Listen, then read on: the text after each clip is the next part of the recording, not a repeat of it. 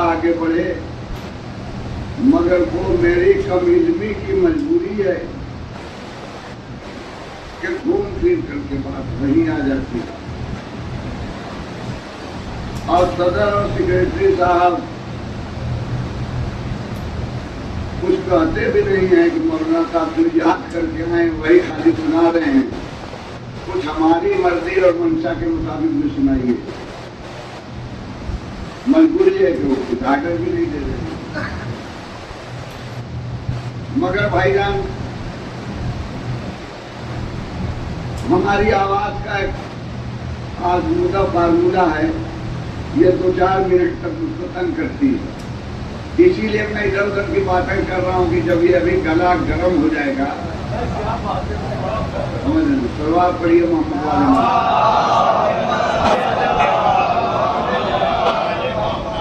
तब फिर अपने लबो लहजे में गुफ्तगू होने लगेगी। और अभी ये ठंडा पड़ा हुआ है और गुफ्तगू मुझे याद है कि मैं कहाँ कर रहा था।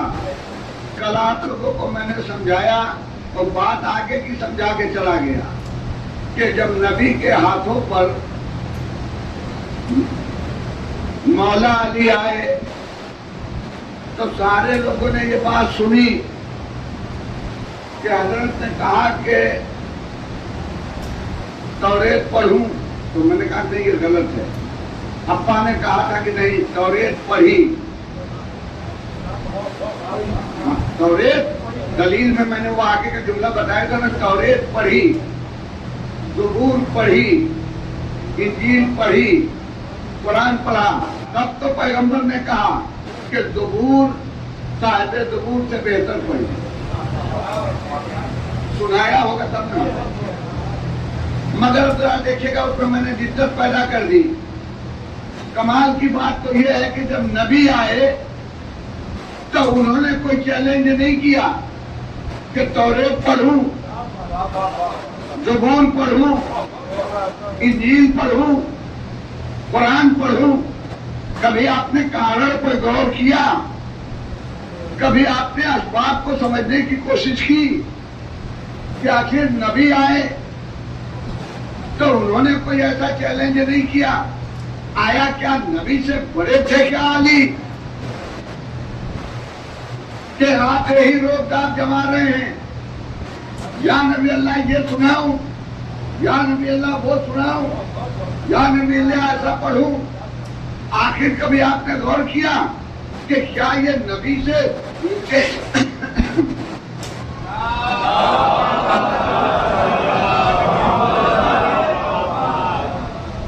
एक आध दो सलवात और पढ़िए।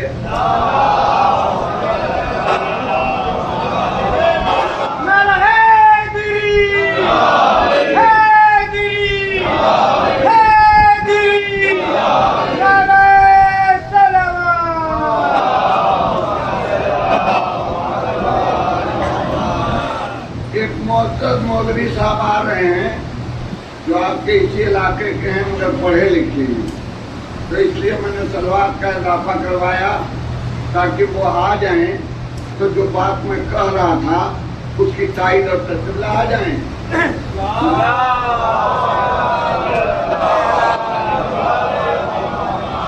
जब तक आप नहीं थे पिला, बात कसम खुदा की बेमाना थी। शेर तो दिया था मैंने कि जब नबी आए तो उन्होंने नहीं कहा कि तौरेत सुनाऊं, ज़बूर सुनाऊं, इंजील सुनाऊं, कुरान। यही चैलेंज न करने की वजह से आज तक पूरी दुनिया नबी को जाहिल कर रही है। मगर जब अली आए तब वो रोकताब जमाया कि या नबी अल्लाह ये सुनाऊं, या नबी अल्लाह। कोई आदमी, किसी आदमी ने आपको वजह नहीं बताई। अब मौलवी साहब आ गए हैं तो वजह समझाता हूँ कि पूरा मजमा बैठा हुआ था। मैंने कहा कि जनाब मैं सूरह अर-रहमान सुनाता हूँ। क्या सूरह अर-रहमान? मजमे ने हाथ उठाया, कहा मौलवी साहब हम जाहिलों में क्या सूरह अर-रहमान सुनाइएगा, हम तो बता ही नहीं पाएंगे, हम तो बता ही नहीं पाएंगे आपने सही पढ़ी या गलत पढ़ी। मगर जब मौलवी साहब आ गए तब मैंने बबागे रोहल कहा कि तू सूरह अर-रहमान सुना रहा हूँ। अब आपने गौर किया जब नबी आए तो कोई तस्दीक करने वाला नहीं था, इसलिए नबी ने चैलेंज नहीं किया। जब अली आए तब चैलेंज किया क्योंकि तस्दीक करने वाला नबी मौजूद।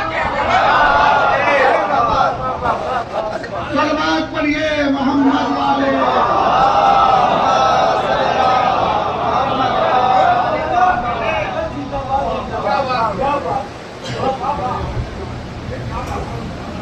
बाल की खाल निकाल करके समझा देता हूँ आपको। बुद्धि में बात बैठ गई ना। हमें जब सुना के मैं क्या करूंगा? भैंस के आगे बीन बजावे, भैंस बैठ पकड़ाए।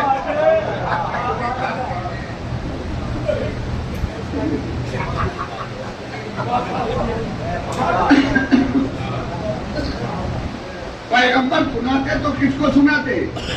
इसलिए खामोशी से वक्त गुजारते गए। अब ये बात भी ध्यान में रखिएगा। फिर अब एक तीसरी बात फिर दिमाग में डाल रहा हूं। अब ये मत समझिएगा कि अली अपनी इल्मियत का सिक्का मनवाना चाह रहे थे। अगर नबी की तरह अली भी खामोश रह जाते तो हम भी नबी को जाहिल मान जाते।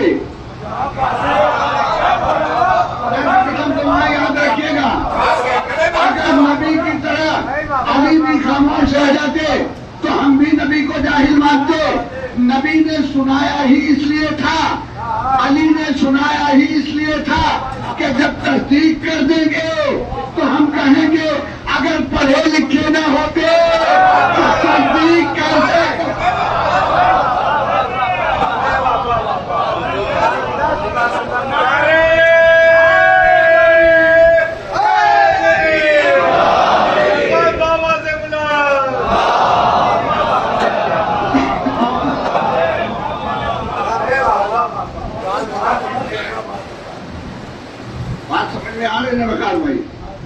बात प्रकार की है, ये अली के वकार की बात नहीं है, ये नबी के वकार की बात है।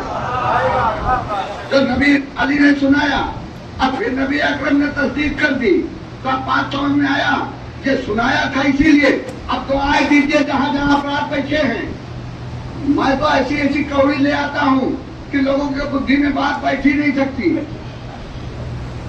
अली ने सुनाया इसलिए ताकि दुनिया जान जाए नबी पढ़ना जानते थे। अली ने सुनाया इसलिए ताकि दुनिया जान जाए नबी पढ़ना जानते थे। बात तो बिगड़ी जब कि दोनों भैया ने आपस में मशवरा किया, हसन और हुसैन ने। दुआएं दीजिएगा, कहां की बात कहां मतलब ले गया।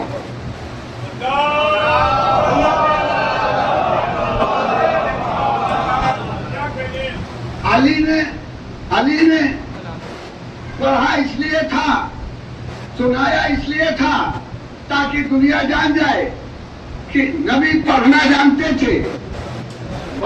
वक्त गुजरा, हसन हुसैन 4-5 साल के हुए।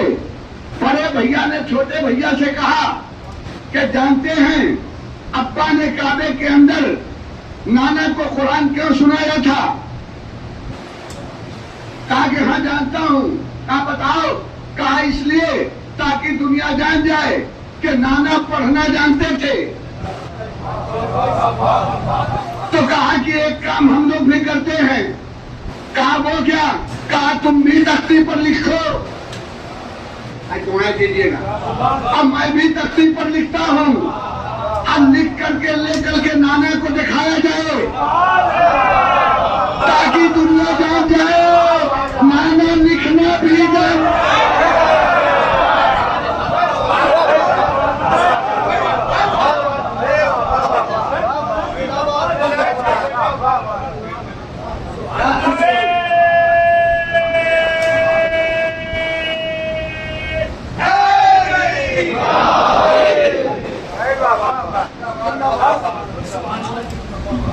बात समझ गए कि नहीं आप।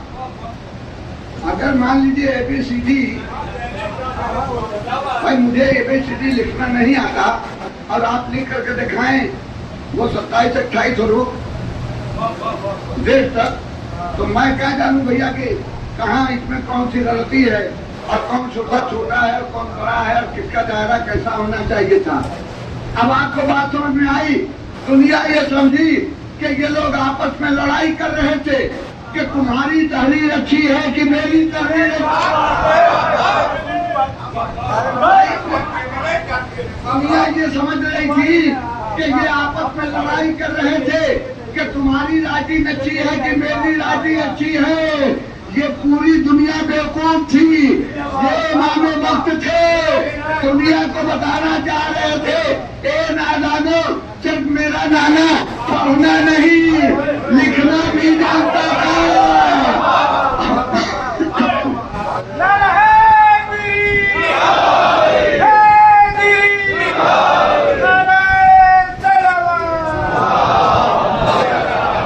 अब आगे का एक जुमला कहता हूँ। अब सिर्फ लिखने की बात नहीं, उसने खत से भी वाकिफ। अरे क्या उसने। अब तो भैया लखनऊ वाली उर्दू बोलता हूँ तब भी बात बिगड़ जाती है। अब देहात वाली बोलता हूँ मैं के आगे बीन बजा में वही बैठ पकड़ा है तो सलवात पढ़िए मोहम्मद वाले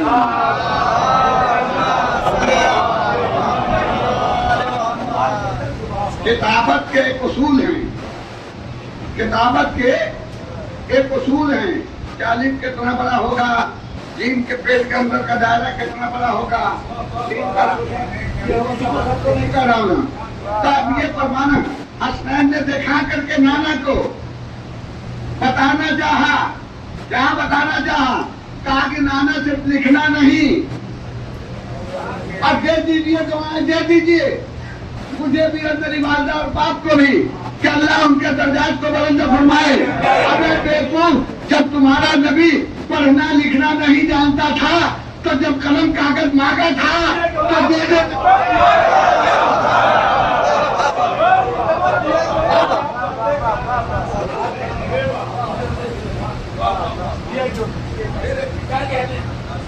तीसरी बात का भी भाईजान,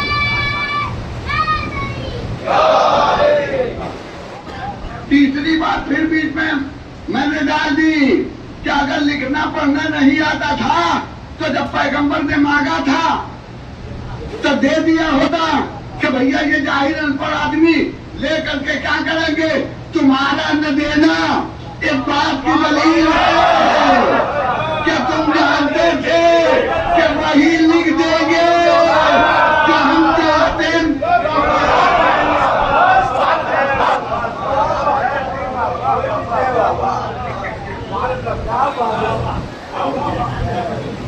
मांगला तो आपको मैं कर रहा था कि कबीरदास की उल्टी बानी बढ़ते कम्बल भेजे पानी, उसी अंदाज में आपको समझाता हूँ। अब बात तो आगे चली गई मैं, वो कहा मैंने कि सुनाया कुरान हाथों पर थे। तो मेरा एक साथी है तो बंदे ख्याल का गुड्डू, मजलिस में पढ़ता हूँ तो दूर से घर से सुनता रहता है और झूठे कहता है कि यार गाँव में आदमी सब कुछ मुकर्रिर नहीं है। हमने कहा मेरी इनसे जमा कराओ, सलवार पढ़ी मोहम्मद।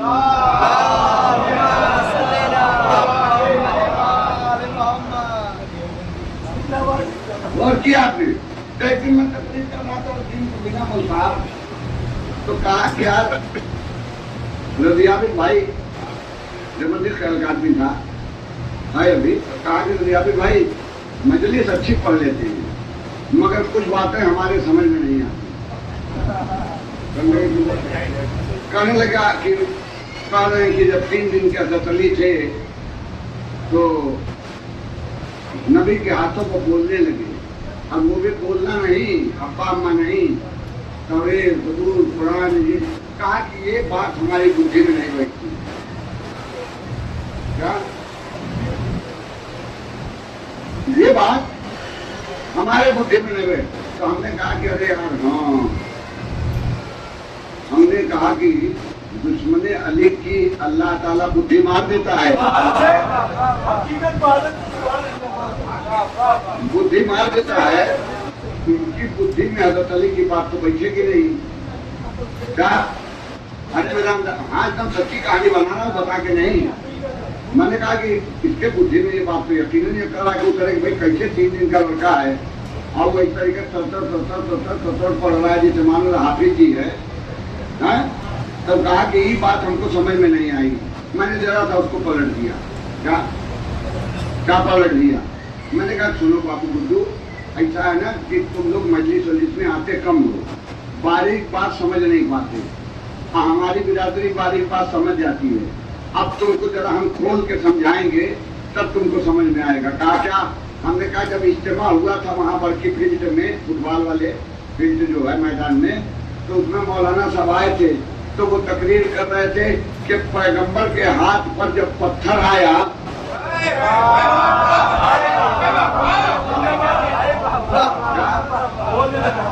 मैंने कहा जब पैगंबर के हाथ पर पत्थर आया तब बोलने लगा। तब तुम इस इज्तिमा में थे ना, मौलाना साहब की तकरीर सुने थे ना? कहा कि हाँ। तो मैंने कहा वो हमारे कहने का अंदाज था, ये हजरत अली का कोई कमाल नहीं था। भाई जब नबी के हाथ पर पत्थर बोल रहा था तो अली का कमाल बनाइए, नबी का कमाल ही।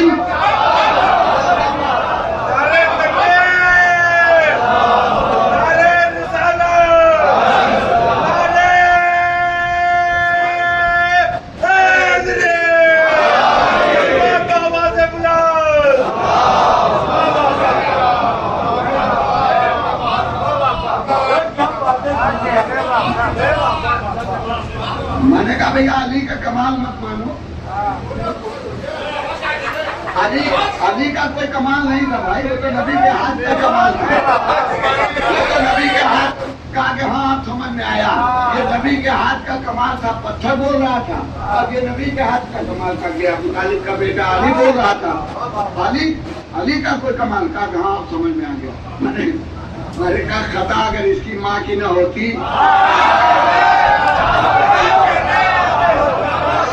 तो पहले ही समझ में आ गया होता। इतना जमाना सलवार पड़िए मोहम्मद वाले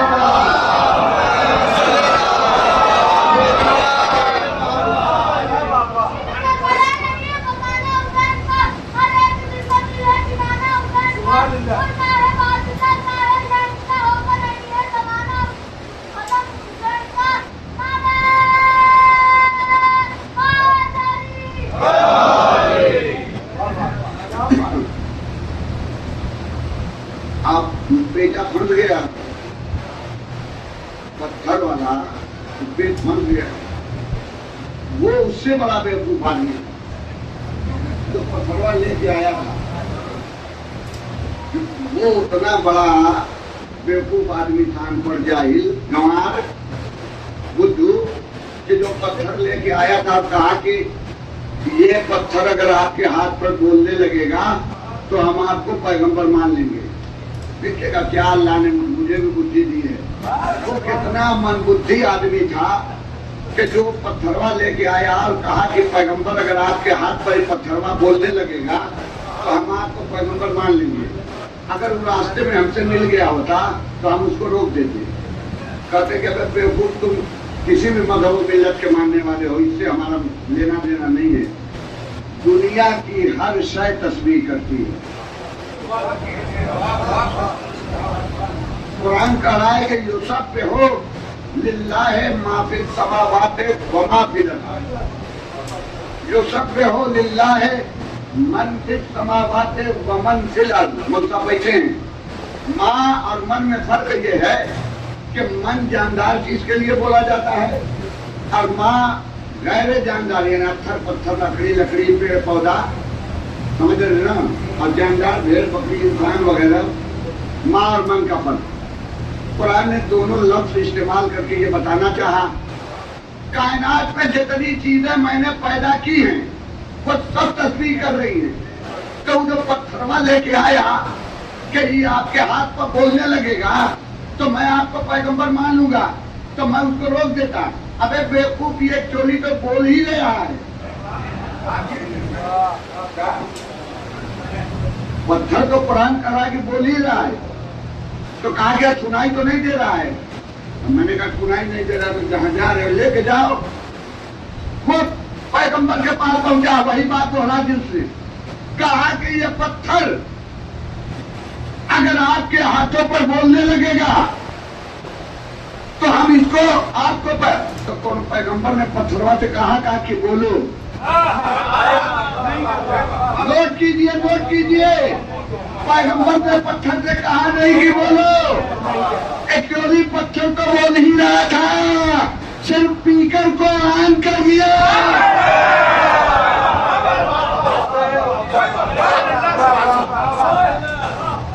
हमारे जल्दी खामोशी से सुन गए। सलवात करिए मोहम्मद वाले मोहम्मद।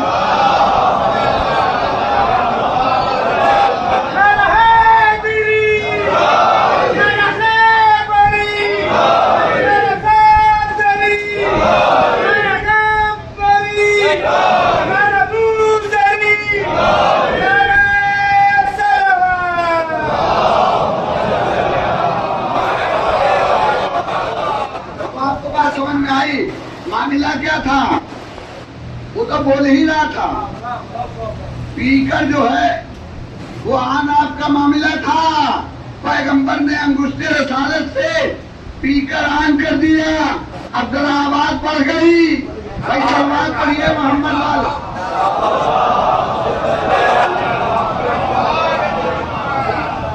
वरना तो कुरान कह रहा है कि वो बोल ही रहा है, वरना कुरान तो कह रहा है कि वो बोल ही रहा है। अब पैगंबर ने कुछ किया हुआ नहीं था क्या? हाँ, खाली स्पीकर ऑन कर दिया था। अब जब उसको सुनाई अब भाई किसी को सुनाई कम देता है, बुग़्ज़े अली का अगर कान पर पहरा पड़ जाए क्या? तो गदीर का अला मन कुन तो मौला हो फहादा अली उल मौला सुनाई नहीं देता। और अगर पहरा न हो तो 17% दूर पर चींटी भी बोलती है। तो पैगंबर जाने दीजिए, तेरे डीप पे जाके बोलने से क्या फायदा हो भैया, हम यहाँ की बात कर रहे थे। हाँ बिल्कुल सही बात। अभी आप बताएं चींटी कैसे बोलती है, घंटों लगेगा। चींटी भी बोलती है। अब कुरान कह रहा है कि जब सुलेमान पैगंबर का लश्कर गुजर रहा था तो चींटियां बोली कि ये चींटियों तुम लोग अपनी अपनी बिलों में घुस जाओ, सुलेमान पैगंबर का लश्कर आ रहा है। तो अब वो बात मैं यहाँ की कर रहा था कि एक जगह पर बतिया खत्म हो जा रही है कि वो हाथ पर थे बोलने लगे। आई मामला चौथे दिन का है। चौथे दिन जब सरकार द्वारा तो उधर पूरा मक्का टूटा पड़ा ही था। फातिमा बिन्त असद मौजूद थी। अली इब्न अबी तालिब की विलादत हुई थी, वो नबी के हाथों पर थे। उसके बाद जो है अबू तालिब भी आहिस्ता आहिस्ता जो है ये भी चले गए कि भाई मैं भी अपनी आंखों से चेहरे पुर नूर जो है यानी वजहुल्लाह को देख लूं। अब जरा तो ठहर जाइए। अब कितने लोग काबे में थे? नबी थे, अली थे, अली की वालिद गिरामी थी, अली के वालिद साहब थे, अब काबा था। अब सुनिए हदीस, पैगंबर फरमाते हैं अन्नज़्रो इला बैतिल्लाहि शरीफ इबादतुन, काबा की तरफ देखना इबादत। फिर अभी सुनिए, अन्नज़्रो इला वजहिन नबी इबादतुन, नबी के चेहरे की तरफ देखना इबादत। फिर आगे बढ़िए, अन्नज़्रो इला वजह अली, अली के चेहरे की तरफ देखना। अन्नज़्रो इला वजहिल वालिदैन इबादतुन, माँ बाप के चेहरे की तरफ देखना। कितने पॉइंट बताए? काबा की तरफ देखना है इबादत, नंबर 1। नंबर 2, नबी की तरफ देखना है इबादत। नंबर 3, अली की तरफ देखना है इबादत। नंबर 4, माँ की तरफ देखना है इबादत। नंबर 5, वालिद की तरफ देखना। अब जब इतनी सारी हदीस इकट्ठा हो गई तो एक पालने वाले, अब तू बता कौन किसको देखकर इबादत?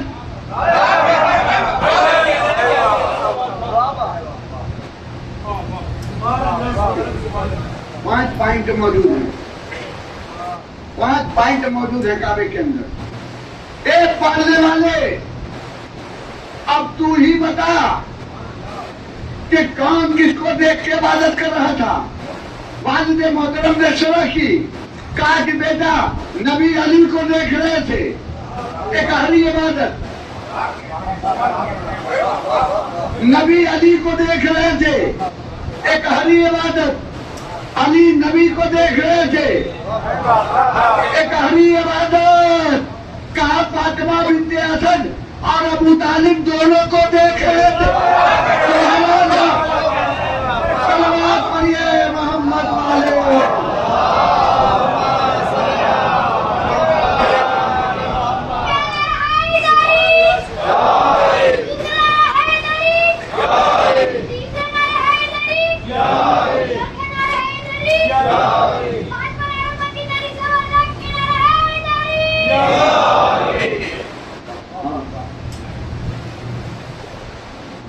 कैमरा होता है वो सीसीटीवी कैमरा, हाँ सीसी कैमरा, हाँ सीसी कैमरा लगा हुआ है। कौन मस्जिद सुन रहा है, कौन मोबाइल चला रहा है, आप कौन किताब में जो है वो वाले पेटे का हिजे जोड़ रहा है। सलवार पढ़िए मोहम्मद वाले मोहम्मद।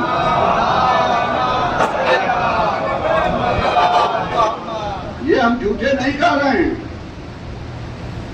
मैं जब गया करबला ज़ियारत करने को था तो एक तो इमाम हुसैन इस्लाम जनाब अब्बास के रोज़े की तरफ जो गेट था उधर दीवार पर कोने पर एक हदीस लिखी हुई थी। वो हो सकता है कुछ बीच में जाए ग्रामर से माफ कीजिएगा क्योंकि देखता हुआ गुजर गया।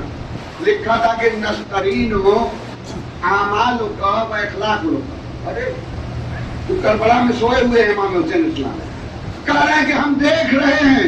क्या हम देख रहे हैं तुम्हारे अमाल को और तुम्हारे इखलाक को। करबला से बैठे बैठे वहां बोर्ड पर लिखवाए हैं कि दुनिया आके देख ले, यानी सीसी कैमरा लगवाए, सीसी कैमरा लगवाए हुए हैं। अब कह रहे हैं कि हम देख रहे हैं तुम्हारे अमाल को, तुम्हारे अमाल को और तुम्हारे इखलाक को। तो जब महशर का मैदान बर्पा होगा तो उस सीसीटीवी कैमरा ले करके जन्नत के दरवाजे पर खड़े होंगे और वो स्क्रीन वहां बड़ी सी लगी रहेगी, रिप्ले करके दिखाया जाएगा। क्या दिखाया जाएगा? जानिए जब आप पहुंचेंगे कि सरकार इजाजत है तो चालू किया जाएगा। बेकार मजलिस पे कब आए थे? आगे बैठे थे कि पीछे बैठे थे? मरसिये में आए थे कि खाली तबर्रुक लेने आए थे कि सलवात पढ़िए हम।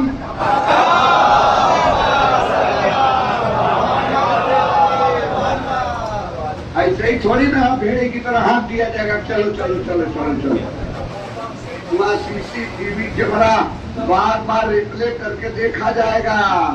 ये भैया तो वहाँ बार बार रिप्ले किया जाएगा और देखा जाएगा उसी हिसाब से।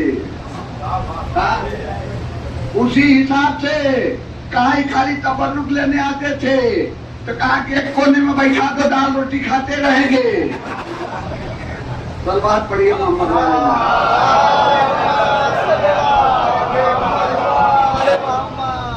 जितनी मेहनत कीजिएगा उतना ही तो फल मिलेगा ना। इसलिए कि अल्लाह रब्बुल इज्जत आदिल है और उसकी अदालत का तकादा यही है कि जितना जिसका हक है उतना उसको दिया जाए।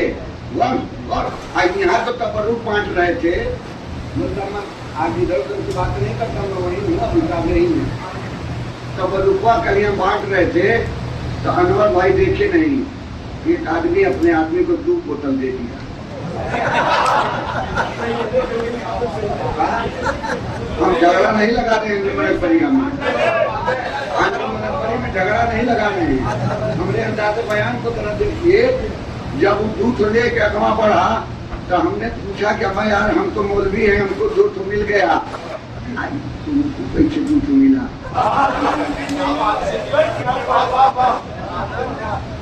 तुमको कैसे दूध मिला?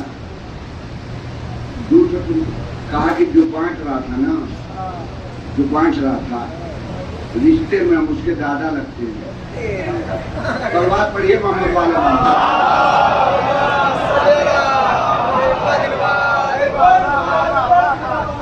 रिश्ते में घुमा फिरा का मतलब हाँ सगे नहीं, रिश्ते में क्या बताया कि रिश्ते में हम उसके दादा लगते हैं। तो मेरे दिमाग में फौरन बात आई कि अरे बाप रे बाप, जब रिश्ते में अगर दूर का दादा लगता है तब भी हिस्सा दोहरा दे दिया जाता है। तो जब हसन हुसैन जन्नत बांट रहे होंगे और उनके दादा आ जाए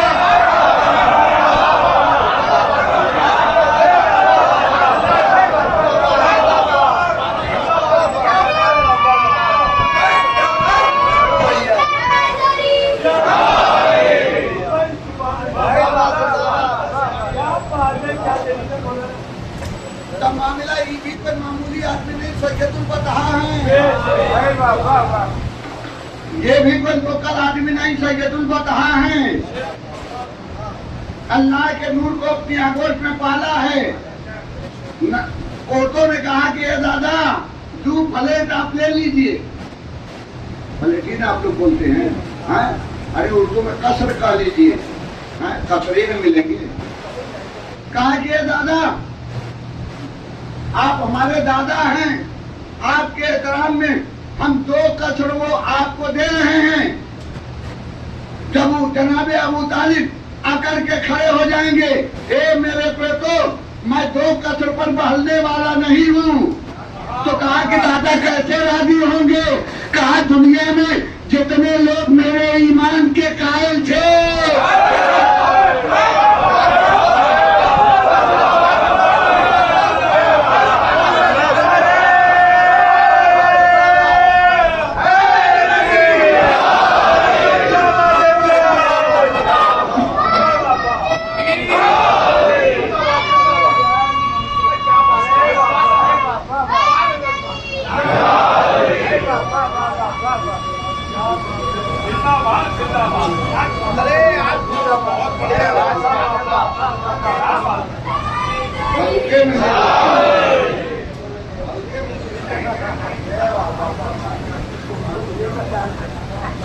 हल्के में हल्का देख के हल्के में ले लेते हैं।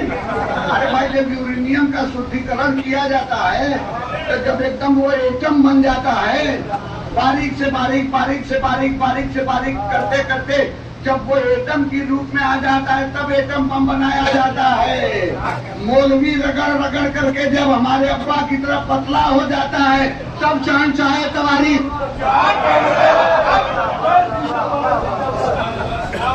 वो एटम की रूप तब आता है, आदमी समझ रहे हैं ना? खा के भैंसा हो जाएगा, उसको हरने खाने से फुर्सत नहीं, किताब का पढ़ेगा। फिर बात पढ़िए मोहम्मद वाले में।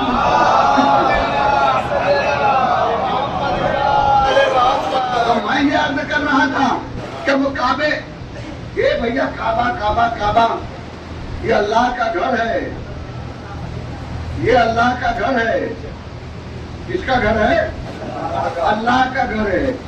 ये अल्लाह का घर है।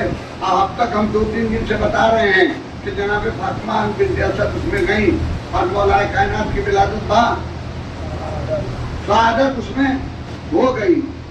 और सुना है हमने कि 3-4 दिन उसमें रही। अल्लाह का तक जाइए, एक ही दिन में फरिदा की विलादत होगी, चले जाइए। आपने कभी गौर किया? अरे विलादत के लिए आई थी, विलादत हो रही, अगले दिन कहते था कि भाई हम बुलाए थे विलादत के लिए, आई थी और काम हो गया, आप चली जाइए। 3 दिन रोक के बताया कि मेहमानी कम से कम थी।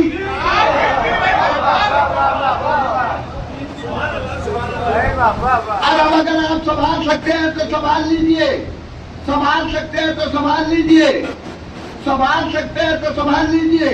वो तो ये कहिए कि 3 ही दिन रही, वो तो ये कहिए कि 3 ही दिन रही तो काबा किबला हो गया। फिर नहीं दिमाग पहुंचा। वो तो ये कहिए कि 3 ही दिन रही तो काबा किबला हो गया। अगर पूरी जिंदगी रह जाती, इसीलिए उनका नुकसान नहीं पड़ता। सवाल पढ़िए ना,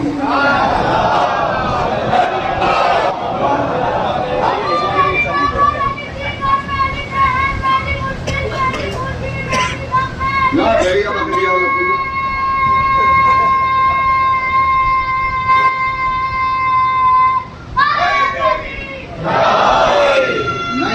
इतनी बात समझ में नहीं आती, हम किसी को जाहिल नहीं बनाते। कुछ हमारे बोलने में भी दिक्कत है, कुछ आवाज नहीं है। 3 दिन रही तो इतना पवित्र हो गया कि काबा किबला हो गया। अगर पूरे जीवन ठहर गई होती तो क्या हो जाता खुदा जाने। तब नहीं समझ में आया तो भेड़िया बकरिया वाली सुनिए। एक आदमी जो है ना, टॉपिक हमारा खत्म नहीं हुआ तो कई 10 मस्जिद कभी काबे के अंदर पढ़ूंगा। हाँ, नहीं जाने दिए वो सब कहेंगे बेवकूफ बना रहे हैं। तो काबा जो है जनाब इब्राहिम अलैहिस्सलाम बनाए थे और जनाब इस्माइल इस्लाम साथ लगे थे। मगर हमारे गांव में जब आयशा मस्जिद बन रही थी तो पूरी बिरादरी टूटी हुई थी। जिससे पूछ रहे थे कहाँ जा रहे हो, कहाँ अल्लाह का घर बन रहा है, कभी तू जा दीटा हम हूँ। उठा कर उसमें हेल्प करें।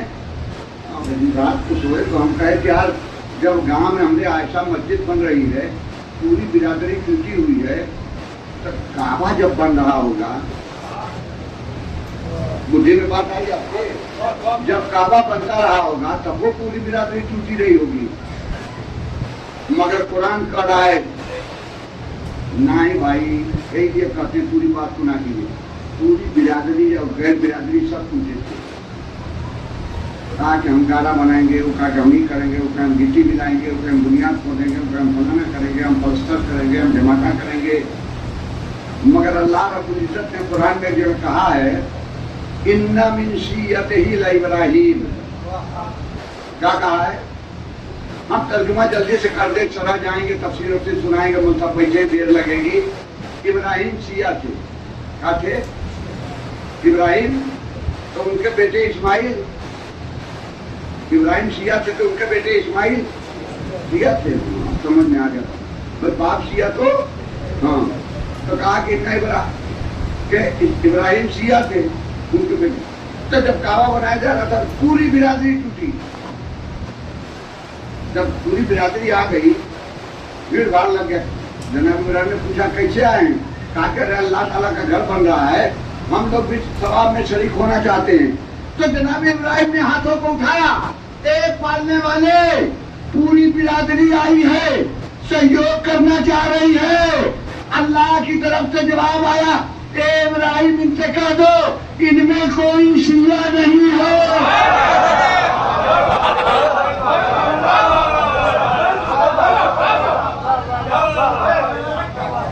यानी अल्लाह रब्बुल इज्जत के कहने का मतलब ये था, काबा बनाया जाएगा तो शिया के जरिए, काबा बसाया जाएगा तो शिया के जरिए काबा बचाया जाएगा।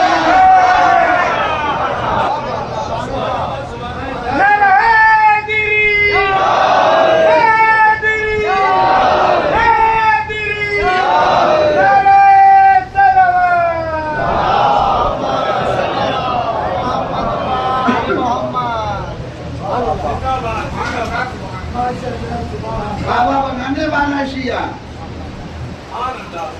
काबा बचाने वाला शिया, काबा बचाने वाला।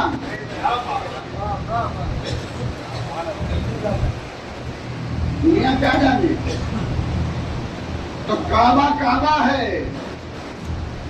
मौलूदे काबा, काबा लिफाफा है। आप समझ न पाओ तो यूं समझ लो,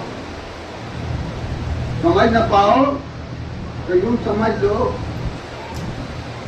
जमीन ने बताया है एक समंदर सदफ है, काबा गुहर अली है।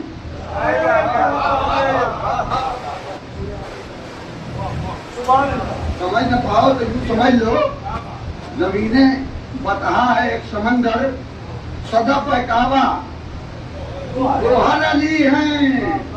इसीलिए जो लोग काबे को काबा समझ के तवाफ करने जाते हैं, उनके लिए शायर ने कहा है, खुदा ने डाल दिया हाजियों को चक्कर में,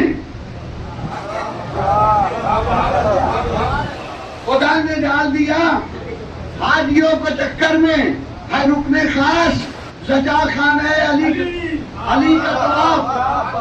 खुदा ने डाल दिया हाजियों के चक्कर में, है रुकने खास सजा खाने अली का तवाफ। तो जब जब कोई हाजी हज करने जाता है और काबा का चक्कर लगाता है, तो रूहे अबू तालिब उससे पूछती है कि मेरे बेटे से सजा खाने का तुम चक्कर लगाओ तो हाजी हो जाओ। अब मैं काफी का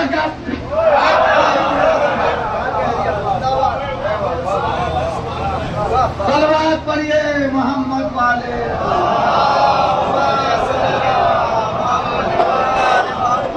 लफ्जों में ईमान अबू तालिब की जलवागरी है।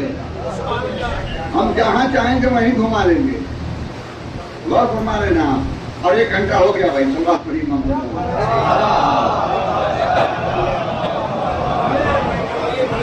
अरे भाई 1 रोटी खाता हूँ, 50 दिए या 12 रोटी अभी खाया हूँ जबरदस्त। हाँ 12 रोटी में इतनी तगड़ी मंजिल, सलवात पढ़ी मोहम्मद वाले।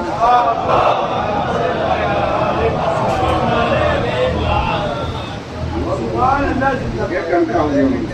तो ये मैं अर्ज कर रहा था, हाँ? हो गया, सलवार पड़ी मोहम्मद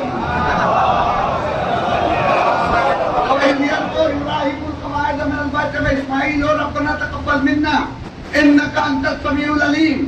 जब दीवारे काबा जनाब इब्राहिम और इस्माइल बुलंद कर रहे थे तो ये दुआ कर रहे थे कि पालने वाले इस हमारी मुख्तसर कारगुजारी को कबूल फरमा। ये भैया सही बताइए कि ये इसको क्या कहते हैं, बड़ा घर अल्लाह उन लोगों को जवारे इमाम जगह इनायत फरमाए जिन लोगों ने जिक्र आले रसूल के लिए इसे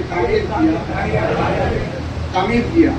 तो जब तामीर किया होगा तो यही सोचा होगा कि हमारी मस्जिद मातम यही में होगा।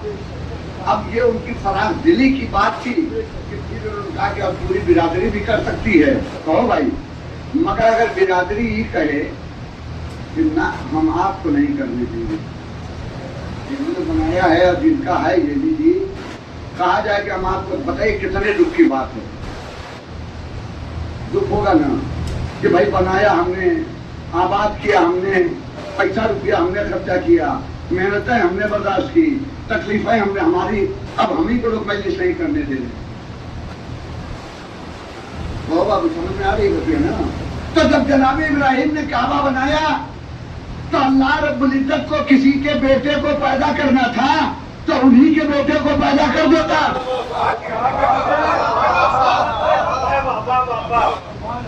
गौर किया नहीं, यही बतिया उन्हीं को बेटे, जब उनके बेटे को पैदा नहीं किया तो उन्हें फरियाद करने का हक है। ए पालने वाले, वादी गैर तरह की आबादी का दरिया मैं बना, काबा बनाया मैंने, काबा बसाया मैंने, उसे आबाद मैंने किया, तकलीफें मैंने बर्दाश्त की, मशक्कतें मैंने उठाई।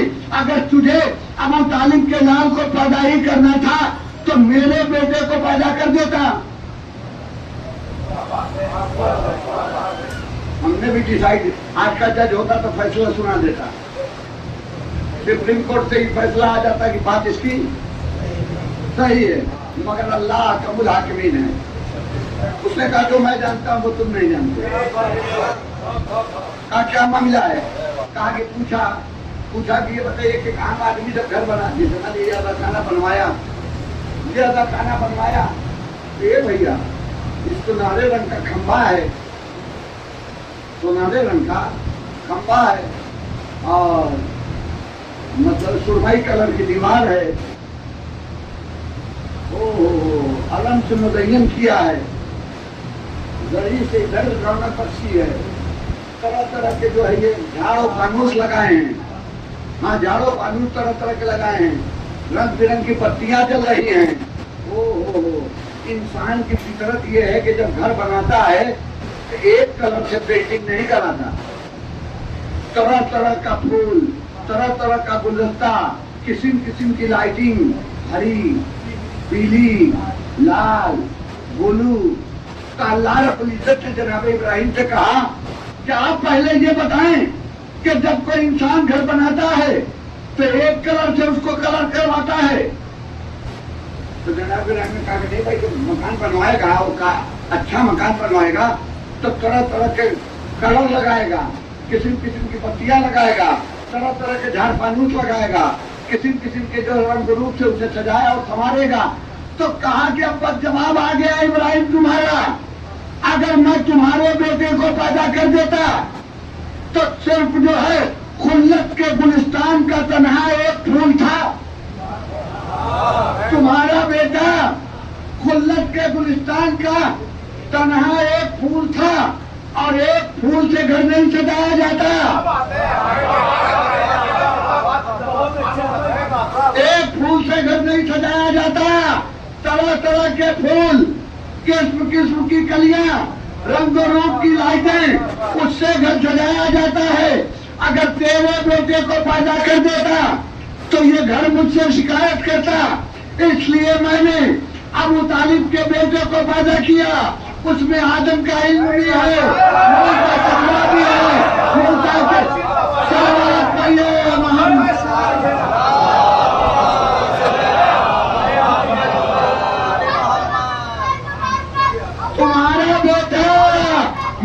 घर की जीनत नहीं बन सकता था।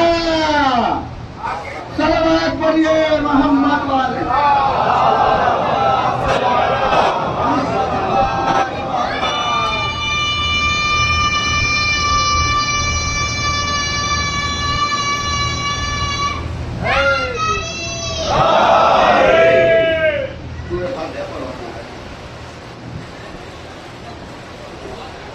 जो आप बीमार हैं क्या? खुदावंद का कुद्दूस जो लोग भी बीमार हो, नजर मेरी कमजोर है, तो खुशियत से जिनका नाम लिख करके दिया गया है, मौलाए कायनात गालिब गालिब और पाक के फैल में अल्लाह रब्बुल इज्जत में सुभाए कामिल हो जाए। और जहाँ जहाँ और जो लोग भी किसी तरीके की परेशानी में मुब्तला है, अल्लाह रब्बुल इज्जत मुश्किल कुशा के तो फैल में उनकी मुश्किलों को आसान फरमाए। तो वही दियर को इब्राहिम खवायद में बैत इस्माइल और रब्बना तक़ब्बल मिन्ना, आदम से लेकर के खातम तक कोई नबी या औलादे नबी अल्लाह रब्बुल इज्जत के घर की जीनत नहीं बन सकता था। आदम को पैदा करता तो इल्म के कब्रिस्तान के अकेले फूल, नूह को पैदा करता तो तक़वा के गुलिस्तान के तरह अकेले फूल, इब्राहिम को पैदा करता तो खुल्लत के मैदान के अल्लाह रब्बुल इज्जत ने उसमें इश्क की कलियां एकजा की, जलालो जमाल के सदाबहार फूल को इकट्ठा किया और एक गुलदस्ता बनाया और उसका नाम अली रखा। सलवात पढ़िए मोहम्मद वाले।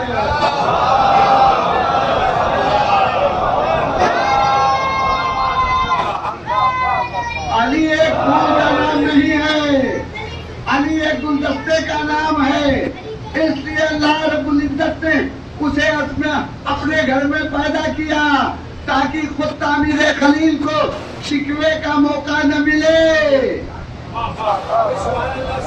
खुद तामीर खलील को शिकवे का मौका न मिले कि इंसान तो घर को सजाता है, तूने एक फूल भेज दिया, पूरा गुलदस्ता अल्लाह रब्बुल इज्जत से तैयार किया, पूरा गुलदस्ता तैयार किया।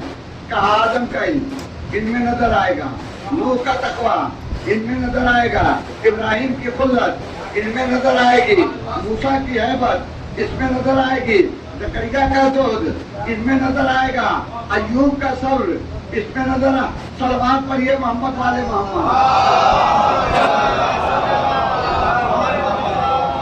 1,24,000 अंबिया के कमालात को जब एक जगह जमा किया तो ये कुदरत के शाहकार की बात थी कि जब 1,24,000 नबियों के तमाम सिफाते कमालिया और जमालिया को इकट्ठा किया तो एक अली इब्न अबी तालिब। अब आपको समझ में आया, अब आपको समझ में आया। तो मैं बता रहा हूँ, अली ने कहा कि जब पहले तो कुरान, अब सिमटे को नुक्ता, पहले तो कुरान, सिमटे तो नुक्ता, अब वही नुक्ता मैं हूँ। यही मामला है। पहले तो 1,24,000 नबी, सिमटे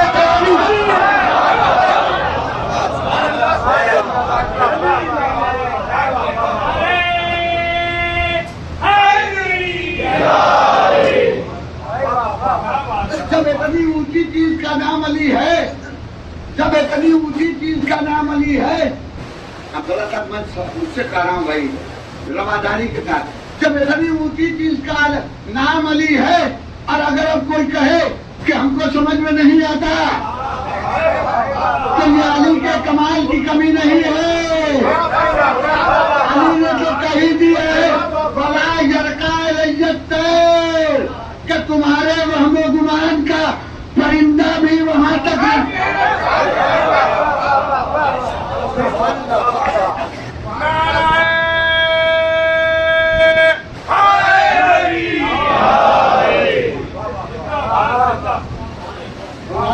गुमान का परिंदा, बच्चे वहमुकुमान का परिंदा नहीं समझ पाएंगे। शिकारपुर देखने में आपको कितना टाइम लगेगा? आंख बंद कीजिए, अभी दिखाइए शिकारपुर का इमाम बारगाह देख लीजिए, इसको कहते हैं तसव्वुर में देखना। वहमुकुमान का परिंदा, इसकी रफ्तार कितनी है? सेकंडों में हजारों किलोमीटर। गोपागंज में मैं देख रहा हूँ हमारा कूलर पंखा कहाँ लगा हुआ है? ये कहाँ है? जानवर कहाँ पले हुए हैं? सीधे कहाँ है? रफ्तार उड़ने वाला परिंदा हजरत करे मला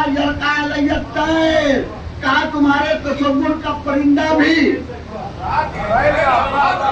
हमको कमालात को नहीं जान सकता।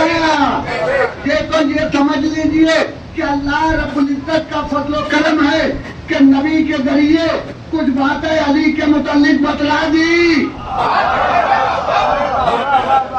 अगर नबी न बताते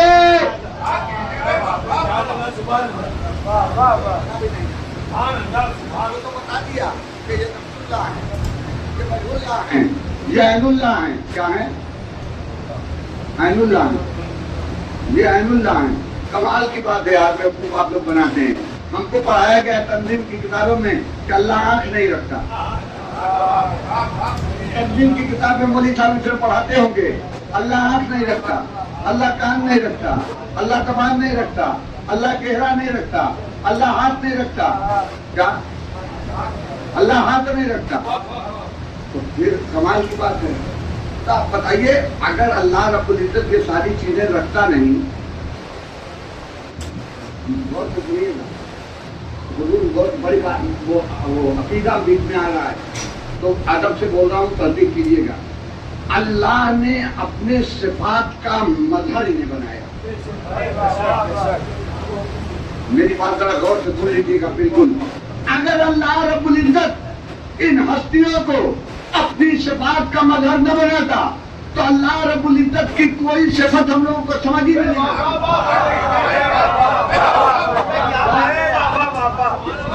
दलील देता हूँ, अल्लाह रब्बुल इज्जत अगर इन्हें अपने सिफात का मजहर न बनाता तो खुद अल्लाह रब्बुल इज्जत हमें समझ में नहीं आता। अल्लाह कह रहा है मैं ही जिंदा करता हूँ और मैं ही मारता हूँ। क्या? मैं ही जिंदा करता हूँ, मैं ही मारता हूँ। अगर अल्लाह अपने सिफात का इन्हें मजहर न बनाता तो ये कैसे पता चलता? वो कैसे गिराता है? कैसे?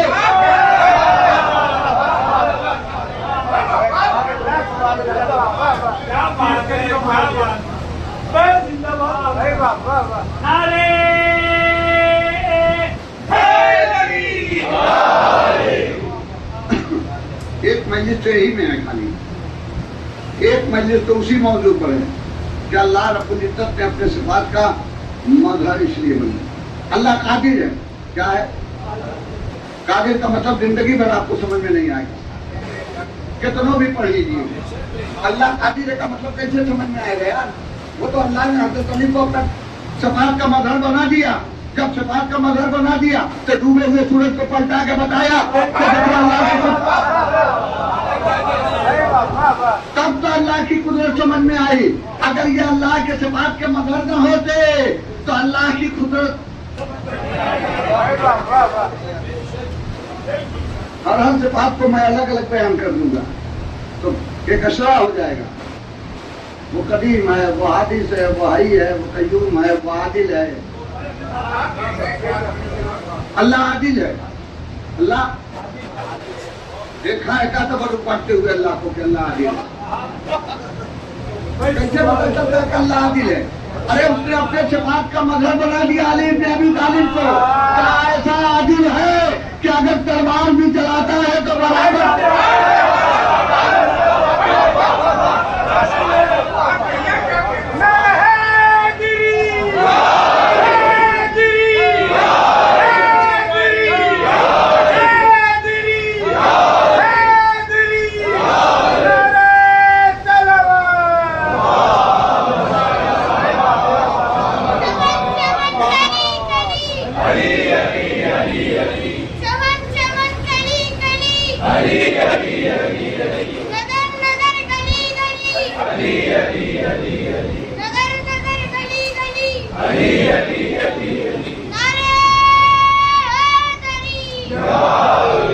अच्छा, नारा बनाने वाले ने भी बच्चों को जो नारा इनके अकल के मुताबिक इन्हें बोला आगे चमन चमन गली गली। हम अपने अली को ऐसा आदि मानते ही नहीं कि तो चमन चमन और गली गली सिदरा सिदरा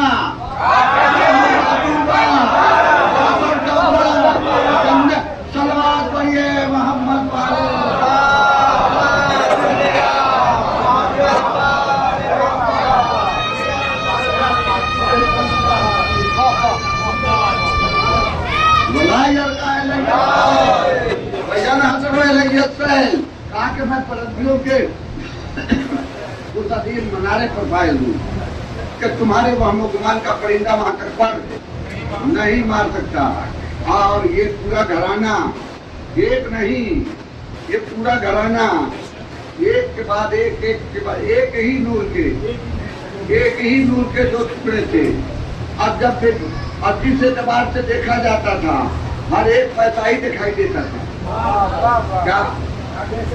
हाँ वैसा ही दिखाई देता था। मतलब जो नबी को देखना चाहे वो हुसैन को देख ले, जो हुसैन को देखना चाहे वो नबी को देख ले। पूरी दुनिया में सारी दुनिया का मुसलमान कहते कहते मर गया कि नबी हमारे जैसा है, नबी हमारे जैसा है, नबी हमारे जैसा है, नबी हमारे जैसा है। नबी ने झूठे भी किसी शेख साहूकार के लिए नहीं कहा कि अब ये शेख जी हमारे जैसे हैं। पूरी दुनिया का शेख सरकार चिल्लाता चिल्लाता मर गया कि नबी हमारे जैसा है, नबी हमारे जैसा है। नबी ने दबे लफ्जों में भी नहीं कहा कि ये हाजी साहब हमारे जैसे हैं। पूरी कायनात में सिर्फ एक ही ऐसा बचर है कि जिसके लिए नबी ने कहा हुसैन मेरा जैसा है, मैं हुसैन।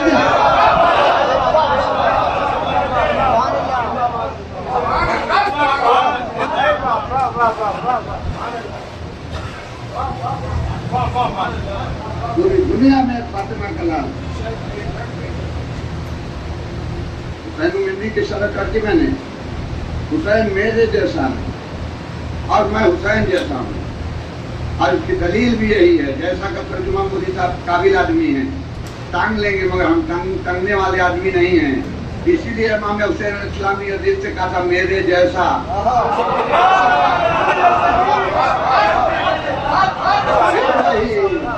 अब आपको देखिए मेरे जैसा है और मैं हुसैन जैसा हूँ, हिंदी का तर्जुमा। अब मैंने अपने इस्तेलाह में कर दिया, इसीलिए हुसैन ने कर दिया था कि रबियाबी जब तर्जुमा करेगा तो गलत न होने पाए। कहा मेरे जैसा तेरे जैसे की बात नहीं कर सकता। यानी इमाम हुसैन जानते थे कि एक जमाना आएगा कि मेरे जैसा ईरान में होगा और तेरे जैसा अमेरिका में।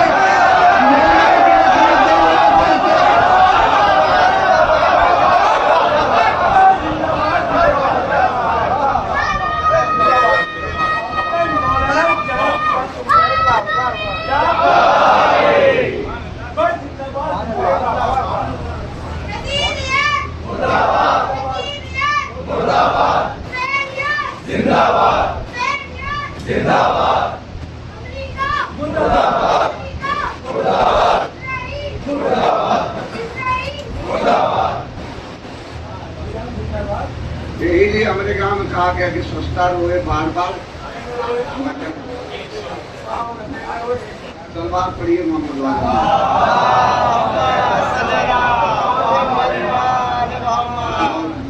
इमाम आली मकाम हो गया होगा भाई, मुझे बोलने में कोई दिक्कत नहीं है, थोड़ा जिस्म कमजोर है। अपनी कोई बात तो मैं करता नहीं, मोहम्मद वाले मोहम्मद के कमालात और फज़ाइल का और उनकी अजमतों का तज़किरा करता रहता हूँ। ज़बान मेरी होती है, तायद खुदा की तरफ से होती रहती है। ये मोहम्मद वाले मोहम्मद का घराना था। जितनी अल्लाह रब्बुल इज़्ज़त ने इज्जत शोहरत रिफ़ात प्रकार इन्हें अता किया था, उसी एतबार से इनका इतना सख्त इम्तिहान लिया कि बड़े बड़े जो है वो रुस्तम जो है उनके कदम मैदान कारदार से हट जाते।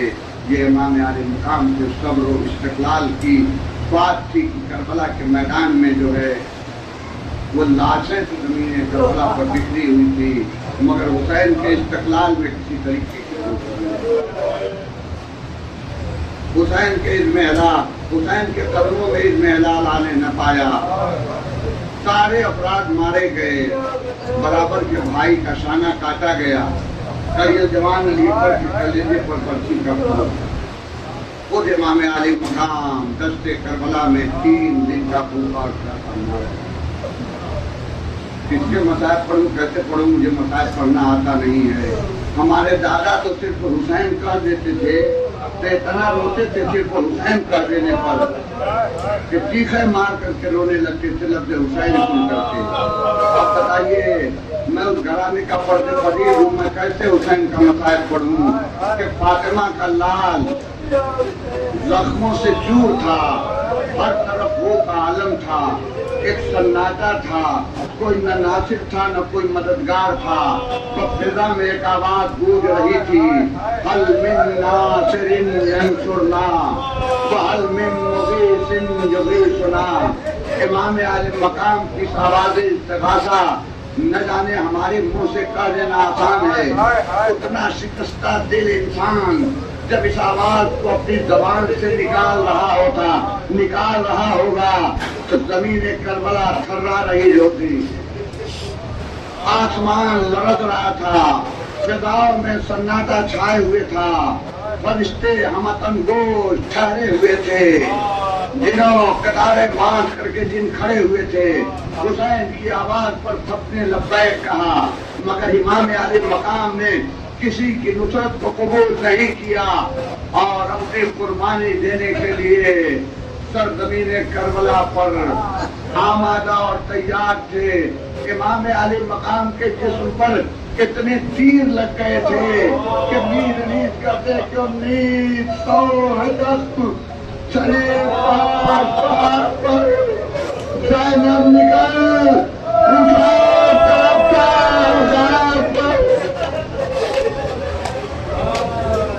हुसैन मजलूम में करबला के जिस्म मुबारक पर इतने तीर थे कि शुमार नहीं किए जा सकते थे। साहिब मकातिल ने अजीब बात लिख दी साहिब मकातिल ने। हुसैन जब पुश्ते फरस से गिरे नहीं समझे तो हुसैन का लाशा जमीन पर नहीं था, हुसैन का लाशा तीरों पर ठहरा था। इतने तीर लगे थे कि हुसैन का लाशा तीरों पर मुअल्लक रहा। अब मैं दलील में रियासत नाहिया का जुमला दोहराता हूँ, सलाम उस पर कि जिसका लाशा अरे नजीर पर था न जमीन पर था। हुसैन की मजलूमियत की इंतहा हो गई। हुसैन का लाशा न दीन पर था न जमीन पर था। तसव्वुर शर्त है। अब अगर जिस्मों में जो तीर लगे थे जिस पर हुसैन का लाशा ठहरा हुआ था, कोई 4 इंच बेवस्त था, कोई 6 इंच बेवस्त था, कोई 8 इंच पुष्प, ऐसी पोजीशन में अगर कोई जालिम आदमी आकर हुसैन की पुष्ट पर अपना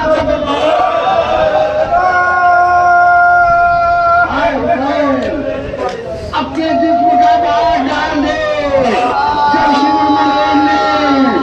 हुसैन के पिष्ट पर अपने जिस्म का बाहर डाला, इधर के तीर उधर।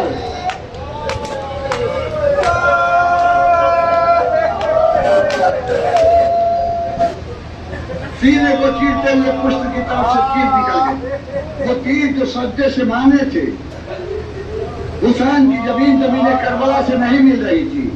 जब इधर के तीर उधर निकल गए तब हुसैन ने अपनी जमीन करबला पर रखी। सुभान रब्बियल आला व बिहम्दिही, सुभान रब्बियल आला व बिहम्दिही, सुभान रब्बियल आला व बिहम्दिही। शिम्र मलऊन इमाम आले मकाम को तबाह करने लगा, इमाम आले मकाम की गर्दन को काटने लगा। ज़ैनबुल मकाम जो करबला गए हैं, तिल्ले ज़ैनबिया की ज़ियारत की होगी, एक पलंद मकाम था। ज़ैनब घबरा करके उस पलंद मकाम पर आ गई कि देखे मेरा भैया किस हालत में है। जब उस पलंद मकाम पर आई तो क्या देखा कि शिम्र मलऊन रसूल को पसे गर्दन से दबा कर रहा है।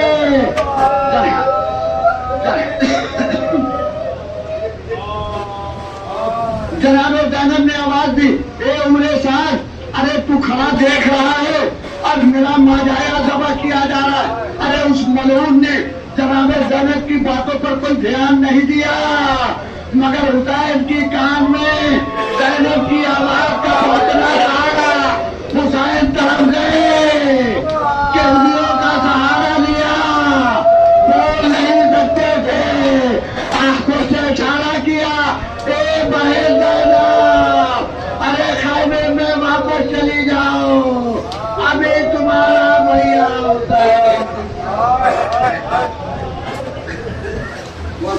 Hallelujah.